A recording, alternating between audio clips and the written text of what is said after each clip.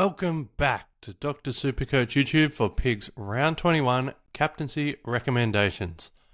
What a week it was last week. I told you it was coming. There was at least 12 elite captain options, and I predicted that it was going to be the highest scoring Supercoach round of the year. My prediction of someone cracking 3,000 turned out to be well and truly true, with 4 coaches hitting 3K. That is massive. I wasn't one of them, no surprise. But I got myself onto that Bont 169 as my vice captain. I was very, very happy with that one. This week, sorry to burst your bubble, this week is not going to be a high scoring week. We're not going to be seeing any 3,000 scores. And this week is really a 2-horse race for best captain. There are 2 elite ruckmen with incredible matchups. And to be honest, outside of them, picking a spike score might be a bit tougher. But that's why you're listening to this video, and I am here to help. And I need to mention this week is the first week of finals for most Supercoach leagues. So nailing your captaincy choice will be incredibly important, especially given the fact that we won't have as many big scorers to choose from as we did last week. So, let's dive in. Number 4 is Marcus Bontempelli. Having the Bont this far back might seem strange to some people. Most midfielders wouldn't even make the list at all, actually, though, given this matchup. So the fact that Bont has, that shows his pedigree. A date with GWS, who are actually the second hardest matchup for inside midfielders over the last 10 games, but even more restrictive over the last 5. Over that last 5 time stretch, they are the hardest, and by a long way. They're limiting opponents by 17 points per game on average. No one has been able to score over 106 against GWS since round 15. So that's not good. But this is the Bont. He's got scores of 174, 126 and 169 in his last 3 games of 2025, so he is in form. Now his record against the Giants itself isn't great because he's previously been tagged by the likes of Callan Ward. So that is a flag, despite having Ward having retired and not playing. Could they run someone else with him? Yeah, I mean, they probably could. I'm not sure who they really would, but it's someone that they've definitely identified in the past as being a threat and they want to stop. So there are a few negatives to weigh up there, but one of the big positives is his huge Marvel Stadium scores this year, which is where he plays this week. So let's go through them. He's got a 159, a 140, a 101, that's 66, heavily tagged by St Kilda. But then after that, 177, 133, 174, 169. There are some monster scores in that bunch. And plenty of those were against hard opponents, so it's not like you can't do it against the hard opponents. It's just a bit less likely, probably. So, look, a VC spike score certainly isn't out of the question here for Bont this week. I have 3 options that I would prefer to VC over him this week, but if you don't have any of the next 3 players, I wouldn't begrudge you for having a crack on the Thursday night with Bont. Number 3 is Matt Rowell. Matt Rowell is insane. He's averaging 129 over his last 10 games. That's a really, really strong average to keep up for 10 games. And he's taken up that up another level in his last 3 matches, with a monster 153 average over his last 3 games. If you are someone who picked Matt Rowell up for 460k, huge kudos to you. He's now worth over 660k and is one of the in-form midfielders of the competition. And those 3 games that I mentioned where he's averaging 153, they're all against really hard opponents. Cracking a 150 average against Collingwood, Adelaide and Brisbane is incredibly impressive. And this week, the floodgates could just open for real. The Richmond Tigers come to town and have to deal with the hot Gold Coast Suns at People's First Stadium. Richmond have been one of the easiest matchups for midfielders over the entire season. They recently allowed that Nick Dacos 177 on the weekend. But prior to that, there was a Harley Reid 122, Ed Richards 120, and Isaac Heaney 123. Admittedly, there have been some midfielders that haven't really taken advantage of Richmond during that time, but none of them have been in the form that Rowell's in. He's consistently around the 10 tackles per game mark. That's really high, but he's keeping it up at the moment. but he's also added an accumulating side to his game recently. He's often cracking 30 disposals a game in his recent hot stretch, and that is a recipe for SuperCoach success. Coming in at number 2 is his captain. Noah Anderson has a season average of over 115, having well and truly broken out this year. We made a big fuss of his home versus away performances last year, and he's really tidied up that away form, becoming incredibly consistent at all venues this season. However, his dominance at People's First Stadium continues. His last 4 games in the Gold Coast have netted him scores of 146, 105, 148 and 128. For those of you without a calculator, that is a 4-round average of 132 at People's First, with 3 of those 4 games actually being against quite hard opponents, so there is form here. The reason that I've placed Noah above Matt is just his record of dominance against Richmond specifically in the past. He's played them 6 times in his career for a 130 average. That's easily his highest scoring matchup and a team that he just loves beating up on. I mean, we're talking about a low of 105 and a high of 154 against the Tigers in his career. He's never sub-done against Richmond. And I'm sure Richmond fans will remember his game-winning goal after the siren in 2022. So if you have either of the Gold Coast midfielders, I think a VC on one of them is absolutely the right move this weekend, unless you have this next guy. And that is Max Gawn. Let's get into it. I don't think this recommendation should be any surprise to those of you who have done their research this week. Max Gawn against West Coast is a bloody bath waiting to happen. We're talking about a matchup that has already yielded 198 to the big fella this year, and he isn't the only one to take advantage. Most ruckmen throughout the year have beaten up on the Eagles. In recent weeks, we've seen a Jackson 123 despite ruck sharing, a Briggs 141, a Tom De Koning 123, a Tristan Cherry 153, and a Riley O'Brien 161. This is the easiest matchup in the league for opposing ruckmen, and Big Max is going to feast. He himself has he's had a sneaky good 3 weeks. He had 112 against Cherry, who's one of the hardest matchups. Then he still managed to get a 128 against the dual Carlton ruck setup, who have been a bit limiting since they've been running both. And last week he put up a 146 on Marshall. So the man is ready to explode. And as a non-owner, Max Gawn is the one player in the league that absolutely terrifies me to go without for the final 4 weeks of the season. This is someone who could rip your heart out in SuperCoach finals. If you do have Max Gawn, I advise you to pass on the Thursday and Friday night games and use your vice captain on Gawn.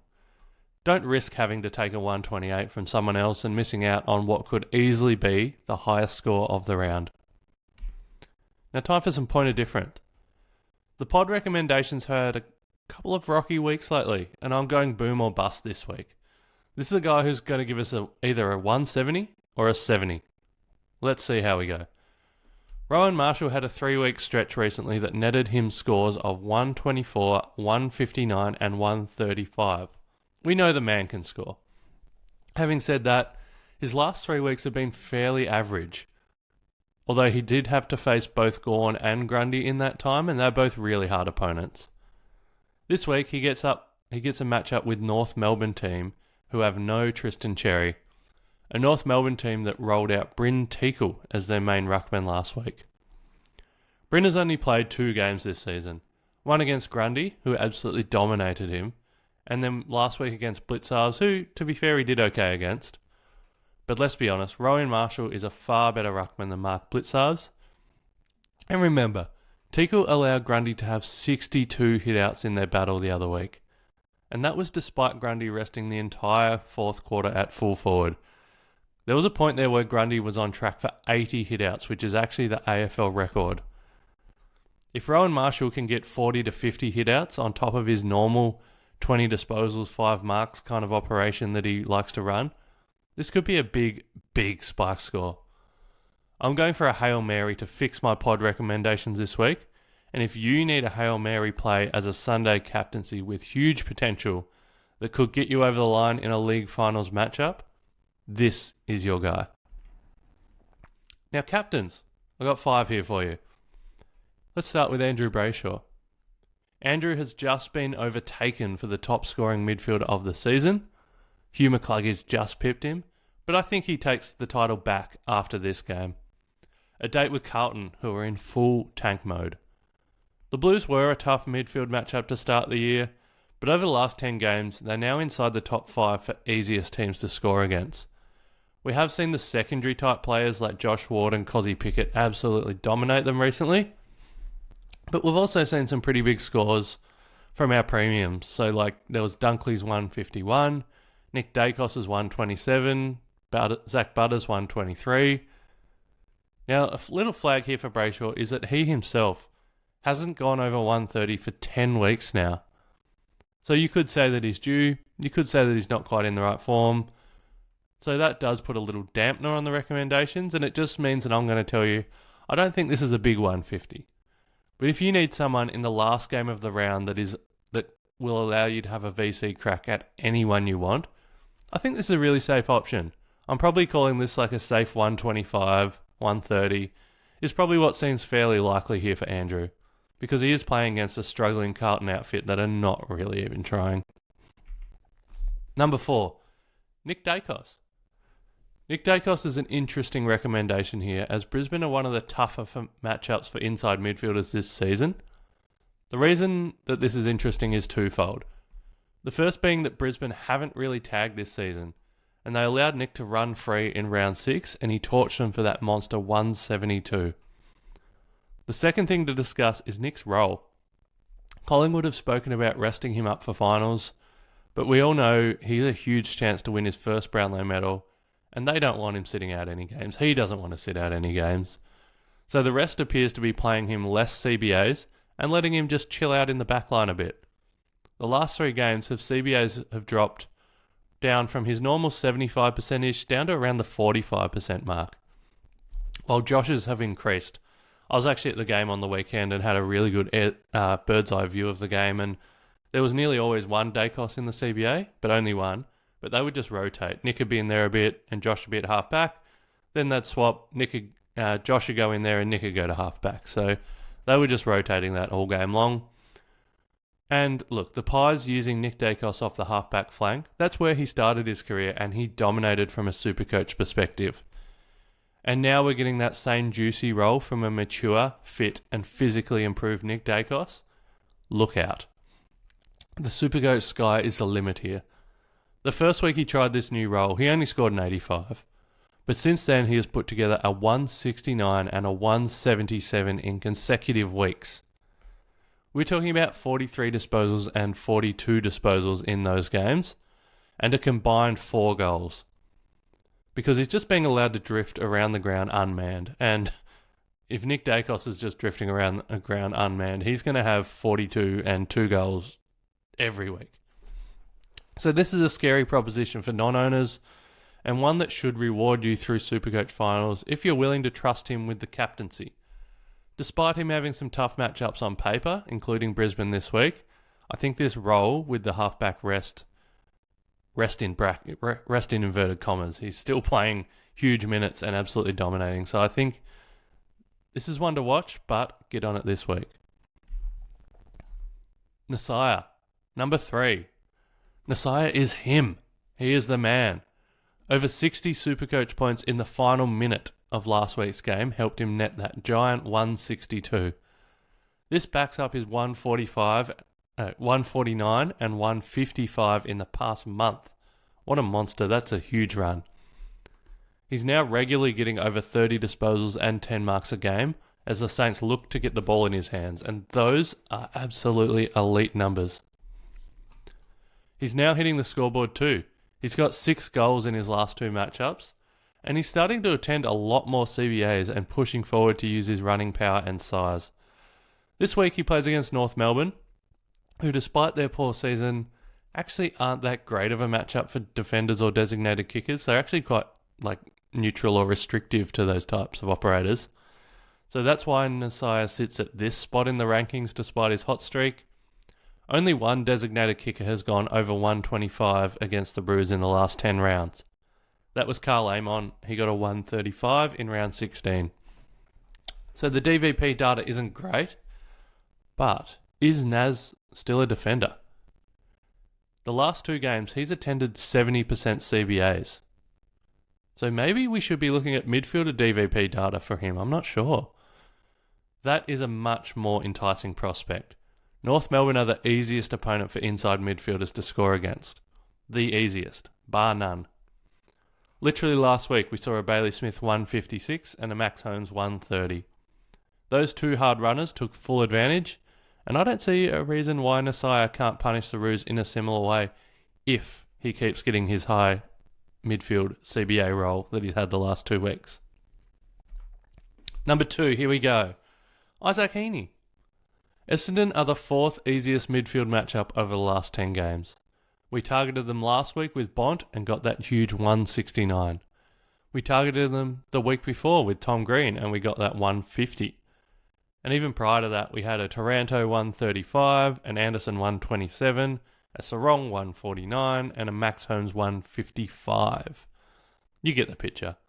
This is a midfield that is being completely destroyed week in, week out. And who better for Isaac Heaney to run into this week?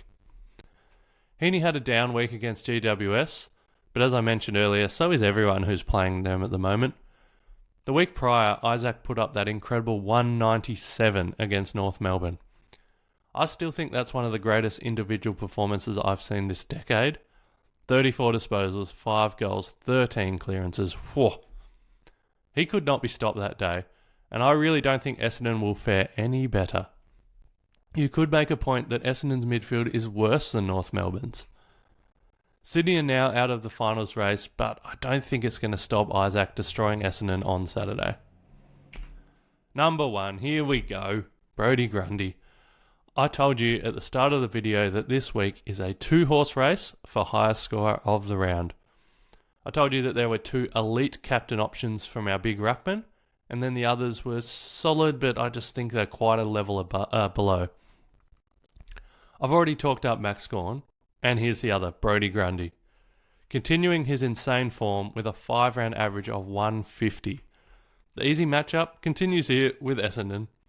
Whether they roll out Todd Goldstein or Vigo Vicentini, it doesn't really matter. The Bombers are the 2nd easiest ruck matchup this year, and they're not that far behind West Coast when it comes to points conceded. We've recently seen a Briggs 124, a Nank 132, and that famous Luke Jackson 186. Grundy is the best hit-out ruckman in the league this season, dominating all of his opponents. And while Goldstein used to be a master at that, it's going to be a tough matchup for him to try and slow down Brodie this week. My only concern here is that now Sydney are out of the finals race. Do they play Laddams to chop out Grundy and manage his workload because he has been taking a huge share of the ruckload? That is a bit of a concern, but it's probably not a big one. Brodie is in a genuine race for another All-Australian Blazer. He has to know that if he puts together another strong 4 weeks, his name's going to be up there in heavy consideration. He also should know if he peters out over the next 4 weeks and Max Gawn finishes strong, it's probably going to Max Gawn. So surely another Blazer is motivation enough for the Jellyfish Man and for the Sydney Swans to push hard over the final month of the season. Then he can have his rest in September. They are my favourite 10 captain options for the week, but there are some other guys who I think will score well. Probably more, as I'm looking at them, probably more draft league relevant, but some of them I guess you could go in classic. So I think Tim English on the Thursday night, I think he should do well against Kieran Briggs. Then this Friday night game could just, I think it'll be a good game footy-wise, but Supercoach-wise it's going to be glum. Riley O'Brien though, if you've got him in draft, I think he should beat up on Meek. That's not a bad one. Then we look forward to the Melbourne West Coast one, and whoever's in form in that Melbourne midfield should dominate the West Coast midfield. So whether it's Petrarca, whether you've got Viney, someone like that. This one I really, really like. John Noble against Richmond in Gold Coast. I think that's a really sneaky, really awesome option off half back. I would consider him as a captain option in draft. Then, I've talked up Isaac Heaney, but you could also consider Chad Warner or Errol Goulden in that same matchup. I've talked up Nasiah, but for the same reason you could have a look at Jack Sinclair as a captain in draft. Then I think there's going to be a big score from one of these North Melbourne defenders against the Saints. Whether it's Colby McKercher, whether it's Caleb Daniel, whether it's maybe Harry Sheasel pushing back, I'm not sure. But I think that you could consider them, and one of those guys is going to go really big. Then we got the Geelong duo of Max Holmes and Bailey Smith. You know, Port are giving up a bit to Wingman, so maybe they get a little bit there, so that's an option. And then the last game of the round, I think this could be a brutal game, to be honest. I think Freo could absolutely destroy Carlton. I've talked up Andrew Brayshaw, but, you know, if you got Caleb Sarong in draft, that's a really good option. Jordan Clark and Luke Ryan as well, I think off the back line could do well. So there's a few options there in that last game. As I mentioned before, if you own one of Gawn or Grundy, I think they need to be your plan. And I would actually save my VC for either of them. They are heads and shoulders above anyone else this week, so I don't want you wasting your VC on someone else. Give them a crack, and then find a safe fallback captain option like Dacos or Nasiah after them. Look, if you own both Gawn and Grundy, then you've got the easiest VC/C combo of the week. For me, I don't own Max Gawn, but I do own Brodie Grundy, so I'm going to be saving my VC for Grundy, and then I'm going to be, like I said, finding a safe fallback captain option after him. Probably Nick Dacos for me. I just really like what he can do right now. Good luck this weekend, and if you are competing in league finals, go get that win.